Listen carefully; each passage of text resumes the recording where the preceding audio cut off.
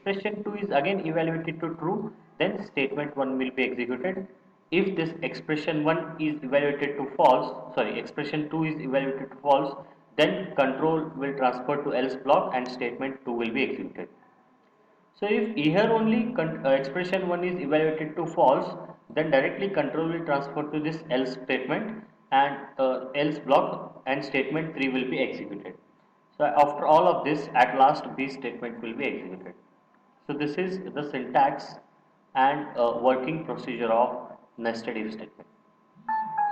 Let us look at the next statement, that is else if ladder, or it is also called as cascaded if else. So this is the next branching statement available in C programming language, that is the fourth one, and this is the syntax of this else if ladder. So again same thing, at first all A statements will be executed and then control will transfer to this if, and expression 1 or test condition 1 will be calculated or evaluated. So if it is true, statement 1 will be executed. So if this expression 1 is evaluated to false, then control will transfer to next if else if, that is expression 2. So again expression 2 will be evaluated. Again if it is true, statement 2 will be executed. If it is false, then again control will transfer to the next else if statement where it contains expression 3. So again expression 3 will be evaluated. Again if it is evaluated to true, then statement 3 will be executed. If it is evaluated to false, then it will go to the next statement. So like this, so on, it will go up to the last else if statement, that which contains expression n, and this also will be evaluated. If it is true, then statement 1 will be executed. Otherwise, if none of the expressions are true, then it will come to else block and at last it will execute statement n plus 1.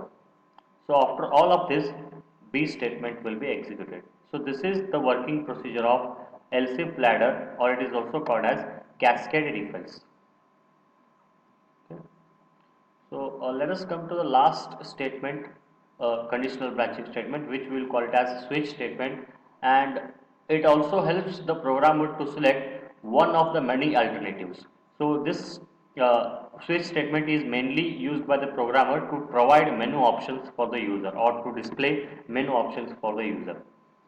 So this is the syntax of switch statement. You can see over here. So where, so again all first A statements will be executed, then the control will transfer to switch and expression or condition will be evaluated. So if it is true, then only the control will transfer to the block or body of switch, otherwise directly it will come out of the loop. So consider this expression is evaluated to true, then control will transfer to first case, that is case value 1. Okay, if value 1 or if this value 1 is matched or if it is correct, then statement block 1 will be executed. So if it is doesn't match or if it is not correct, then control will transfer to the next case where it contains value 2. So again it will check this value 2 or it will match for this value 2. If value 2 is matched or if value 2 is correct, then statement block 3 will be block 2 will be executed. So otherwise control will transfer to the next case and value 3 will be checked or value 3 will be matched. If it is matched, then statement block 3 will be executed, otherwise it will transfer to next case, like this, so on up to it will go for case value n, and if it is matched, then statement block n will be executed. If it doesn't match, directly the control will transfer to default case and default statement will be executed. So if none of the values of this case is matched, then control will transfer to default case and default statement will be executed. So at last B statements will be executed. You can see over here we have three keywords here in this syntax. One is switch, next one is case, and next one is default, as well as break. Break is also a keyword. So these are the four keywords that we are using in switch statement, and this syntax is very important because it contains many rules. Okay, so the first rule is this value of cases should be either integer value or character value. So we cannot use floating point or double variable or any string variable. The values of each cases should be either integer or it should be either character. Next, this break and default are optional. Okay, it depends on the program. You can write it or you can remove it. It depends on the program.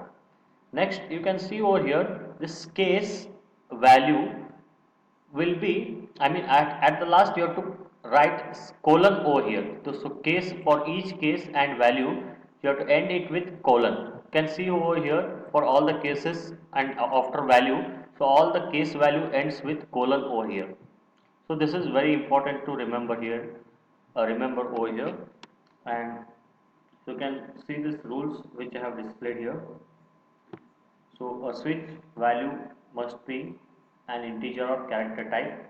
Next, case label must be unique and constant, so that it should not contain same value for all the cases. Okay. So two or more cases should not contain same value. Hence, it is called as unique. Next, case labels ends with colon as I mentioned just now, and the last rule is break and default statements are optional. So which I have already mentioned and I have already discussed while discussing the syntax of this switch step. So thank you for the watching and have a nice day.